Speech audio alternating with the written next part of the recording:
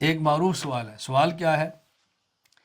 وہ کہتے ہیں کہ یہ جو حنفی ہیں اور مقلدین ہیں، انہوں نے اپنی کتابوں کو قرآن کا درجہ دیا اور الیاذ باللہ حدیث کے اوپر لے گئے. اور اس میں قول کیا پیش کرتے ہیں؟ کہتے ہیں علامہ مصطفیٰ بن عبداللہ المعروف حاجی خلیفہ رحمہ اللہ، وفات 1067 ہجری.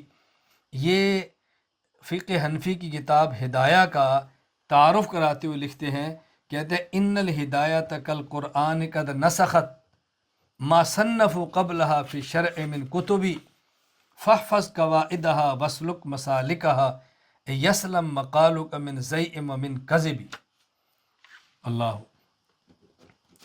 ذرا توجہ سننا.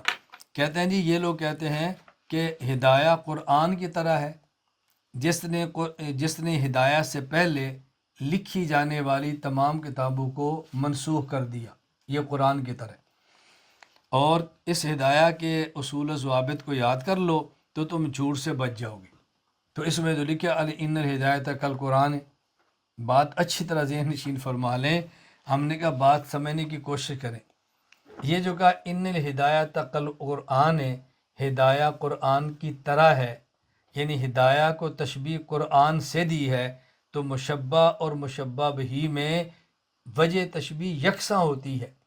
یہ نہیں ہوتا کہ ساری چیزوں کے اندر مشبہ بہ کے اندر تشبیہ ہو.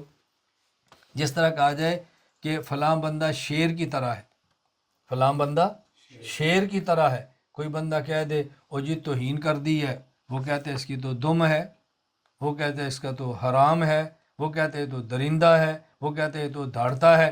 بھائی ہم نے کہا دھاڑتا ہے، تم نے کہا نہیں تھا وہ شیر کی طرح ہے. تو شیر دھاڑتا ہے تو یہ بھی دھاڑتا ہوگا نا، شیر درندہ ہے تو یہ بھی درندہ ہوگا نا. دیکھو تم نے توہین کر دی ہے. ہم نے کہا بھی ہم نے توہین نہیں کی. یہ جو کہا نا کہ فلاں بندہ شیر کی طرح ہے، اس کا معنی یہ تھا کہ جس طرح شیر دلیر ہے یہ بھی دلیر ہے. تو وجہ تشبیہ جو مشبہ بہی کے اندر ہے وہی مشبہ کے اندر ہوتی ہے. معنی یہ ہوتا ہے فلاں بندہ شیر کی طرح ہے یعنی دلیر ہے. یہ ان الہدایۃ کالقرآن، یہ جو کہ ہدایہ قرآن کی طرح ہے، آگے خود وضاحت کی ہے قد نسخت ما صنفوا قبل فی الشرع من کتبی فاحفظ قواعدها واسلک مسالکها یسلم مقالک من زیء ومن کذب. کہتے ہیں جس طرح قرآن کریم آیا تو اس کے آنے کے بعد باقی پہلی کتاب نہیں رہی.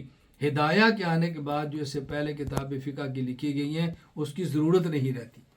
تو ہدایہ نے باقی کتابوں سے بے نیاز کر دیا ہے. یہ نہیں ہے کہ ہدایہ قرآن کی طرف باقی حدیث کی کتابیں منسوخ ہو گئی ہیں. دونوں میں فرق سمجھنے کرنے کی کوشش کریں. اللہ تعالیٰ ہمیں بات سمجھنے کی توفیق عطا فرمائے.